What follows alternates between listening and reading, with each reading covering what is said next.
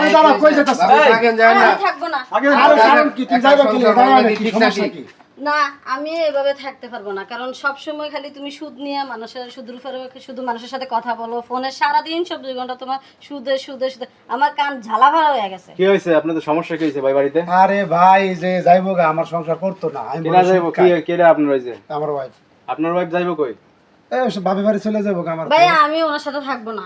মানে ওনার সংসার করবেন না? জি না, কারণ উনি সুদের ব্যবসা করে, উনি সুদের উপর উনি একটা সাধারণ বাটন ফোন যদিও কিনে তাও সুদের টাকা দিয়ে কিনে, একটা টাচ ফোন কিনে তাও সুদের টাকা, এত সুদ সুদ করে কেন? মানে সুদ ছাড়া কিছু বোঝে না? হ্যাঁ, আর এই যে বাড়িটা ফুরাবার যে বাড়িটা করছে এটাও সুদের টাকা দিয়ে করছে। আপনি বলতেছেন এই বাড়ি ঘরে এগুলো টাকা পয়সা সুদের টাকা দিয়ে করে, এগুলো কোনো শান্তি নেই? না এগুলো কখনো শান্তি আপনি না। থাকবেন এই জায়গা? না আমি কখনো থাকবো না। মানুষের সুদের টাকা দেয়? হ্যাঁ সুদের উপর আরে টাকা। ভাই সুদ নেই না তো এটা একটা মনে করেন আপনি বিপদে পড়ছেন না, আমরা এই 50,000 টাকা দিছি ওই যে আজ এক মাস পরে আপনি আমার এটা 5,000 টাকা বাড়া দিলেন, এটা সুদ না এটা ইন্টারেস্ট বুঝছেন? এটা সুদ না মেয়া। না, এটা সুদ না, এটা সুদ বলে না না ভাই। না না, আপনি মনে করেন একটা মানুষের হেল্প করবেন, তার কাছে টাকা নেবেন কেন? এক মাস পর প্রয়োজন আসলটা নিয়ে নেন। ভাই এই দুনিয়া ফাউ কারে ফাউ কিছু দেয় না ভাই, এই কথা কই কারণ আপনার আপনার আপনার বউ থাকবেন, আপনি করবেন কি? না আমার বউ না থাকলে আমি কি তার জোর করে রাখবো?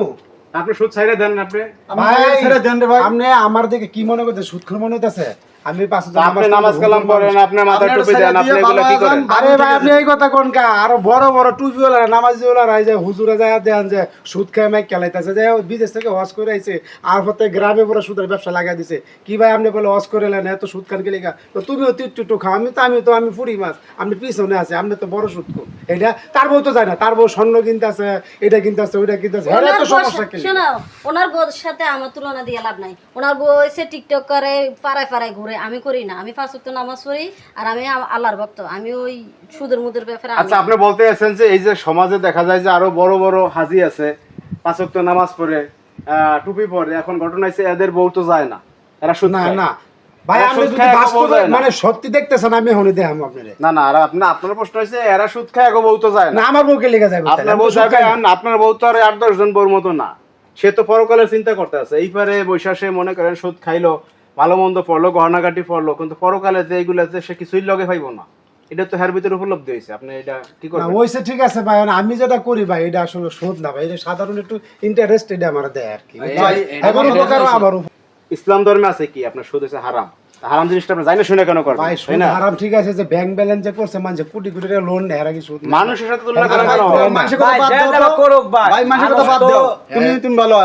আরে ভাই আপনি বোঝেন না কেন? মানুষের সাথে তুলনা করেন কেন?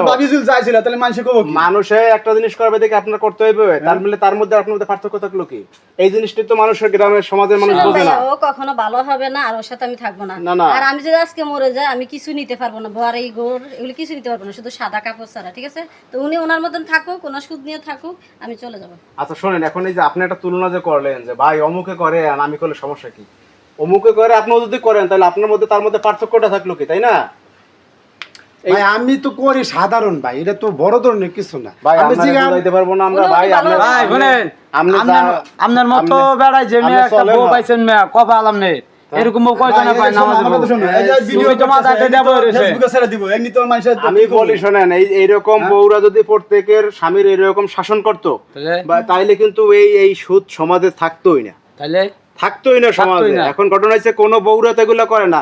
বউরা চায় কি আর আমি স্বামী মনে করেন যে চুরি করে সাসরামি করে জামা জাতা করুক, হ্যাঁ। আমরা সোনার দোল, আমরা ভালো খাবার দাবার, খাট পালঙ্ক, টিভি ফ্রিজ পাইলে আমরা খুশি, ওই স্বামী যা করে করুক। কারণ স্বামী যে কি করে এইটা যদি স্বামী বিশ্লেষণ করতো, স্ত্রী বিশ্লেষণ করতো, তাহলে এই সমাজে আর এই সুদমুদ থাকতো না।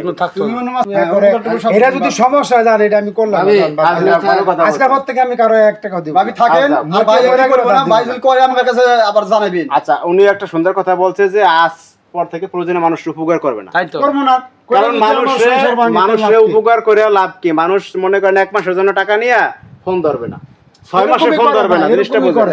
1 মাসের জন্য টাকা নিয়ে 6 মাসে ফোন ধরবে না, তাহলে এই মানুষটার উপকার করবে কিভাবে?